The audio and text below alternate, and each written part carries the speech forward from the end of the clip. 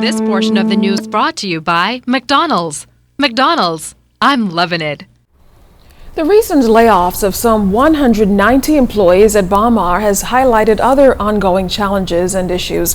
Prime Minister the Right Honorable Perry Christie told reporters today that there are serious hurdles the government must overcome with the company, which has invested billions of dollars into the country. Admitting they were not pleased with Friday's decision taken by Baha Mar to let almost 200 workers go before Christmas, Mr. Christie realized the delicate balancing act must become the order of the day. Here's Clint Watson. The latest round of layoffs by Baha Mar, the Crystal Palace Trading Hotel, is yet another indication that there are challenges between the company and the government. We, as a government, will have to provide maximum support towards ensuring that this property works not just in the interest of the investor, but in the interest of the people who will be employed there, and that it becomes a sustainable source of employment. Prime Minister the Right Honorable Perry Christie is adamant that Baha Mar must not just work for investors, but for the Bahamian people. And there are moves that the company has made in the past that causes concern. Yet balance must be the order of the day.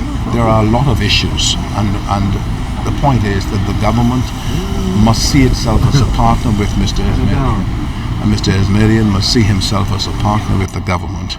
And together we must work a solution that is best for the people who are victims of a bad decision, we think.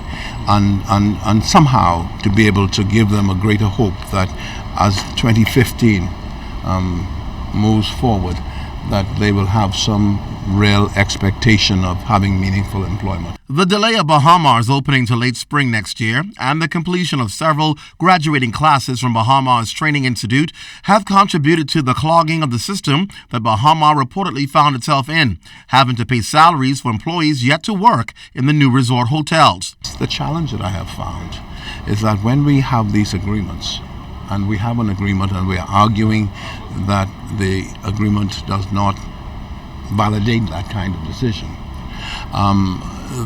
The difficulty is, what do you do? There are incentives you provide. You know, the difficulty of rolling back incentives is you heard the development, you heard the people. Mr. Christie says the government is intervening with the hopes of securing a better outcome for those workers. That's what we're in the process of. The Minister of Labour met with representatives of Baha Mar and with the Attorney General. And so we will continue with that.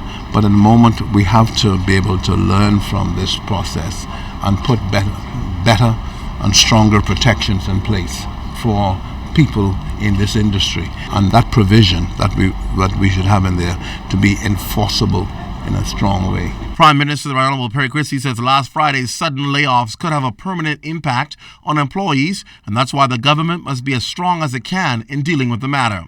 For us, the great difficulty is it is so unfair when people, having given the best of their service, still capable of giving service, are peremptorily dismissed.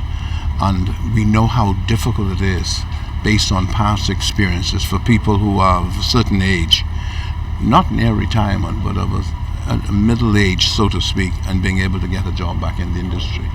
The Prime Minister is hoping that this becomes a teachable moment and that they can ensure that going forward when dealing with investors and any other kind of deal, that all I's are dotted, all T's are crossed.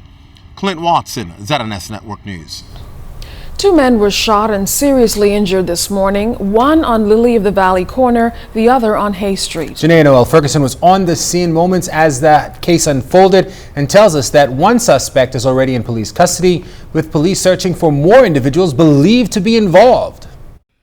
2 brazen early morning shootings believed to be connected lands 1 man in police custody, and the search is on for more suspects. The shootings occurred during the height of the morning rush traffic.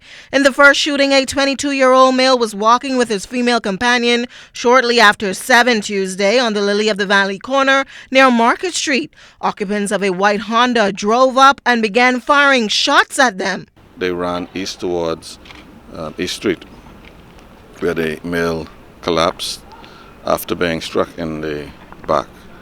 He was transported to PMH via EMS. Just as police wrapped up their investigations at the Lily of the Valley corner, they were called here on East and Hay Street to investigate another shooting. News teams also scrambled to the scene of the next shooting, running the 4 blocks from the Lily of the Valley corner to Hay streets. Bystanders were overcome with grief. We met a red motorcycle lying in the middle of East Street. The driver of that motorcycle chased down by gunmen, reportedly driving a blue vehicle. One of the occupants exited the vehicle and produced a firearm. This male then ran from the McCullough corner towards East Street, where several shots were fired. He was struck, information is, to the chest, and was eventually transported to Princess Margaret Hospital in a private vehicle. Rose said police were able to nab one of the suspects through King Street. They believe the shootings are retaliatory. This victim here may be the brother of the suspect in the shooting at Lily in the Valley corner. He noted that there are still too many guns on our streets, despite the police making inroads to confiscate them. We have been pretty successful. I think almost every day this year we've been recovering firearms, and so that's an ongoing battle to rid this country of illegal firearms. Police investigations into these 2 shootings continue. Janae Noel Ferguson, ZNS Network News. Tonight, police have also confirmed that a police officer was shot late Monday night during an attempted carjacking. ZNS News understands that the officer was in the Camp Road area when gun-toting assailants attempted to take his white Honda. He was shot in the back, taken to hospital, and was later released. 2 men linked to that home invasion murder nearly 2 weeks ago in Blair Estates appeared in court today for arraignment. As Fern Carey tells us tonight, one of the accused is facing 2 charges in connection with that incident. Police are holding 23-year-old Tiano De Haiti in the long-sleeve shirt responsible for the murder of 44-year-old Robert Andre Cartwright.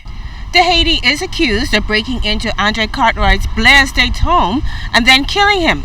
Cartwright was defending his parents at the time. The former architect was unmarried, had no children, and was the only child of his parents. Police say one of the assailants was also shot in the chest during the incident.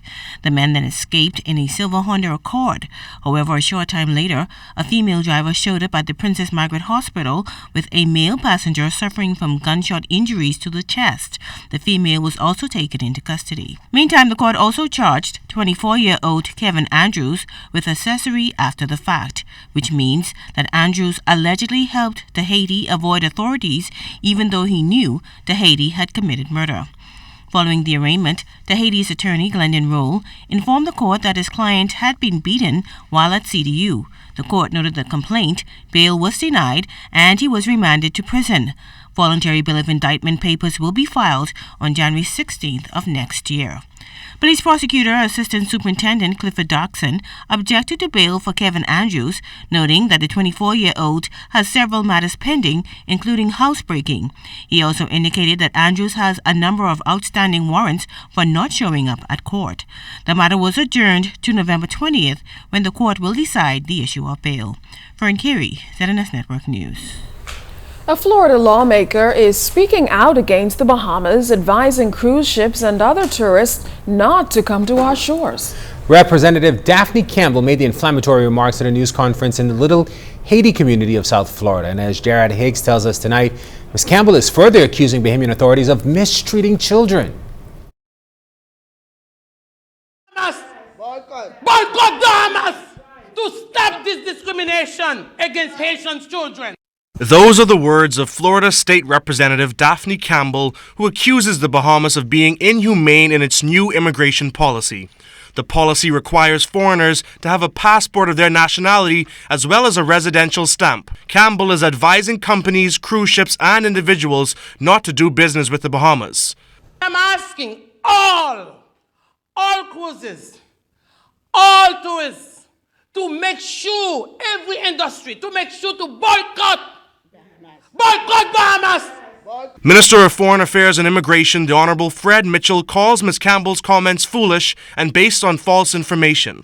We have known for some time that she was about to make some statement or press conference because it's been widely promoted in the social media.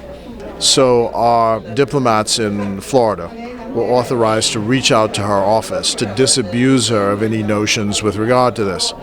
she and her office ignored any entreaties, refused to accept any of the information. So essentially, it appears that she just decided to stick to her story.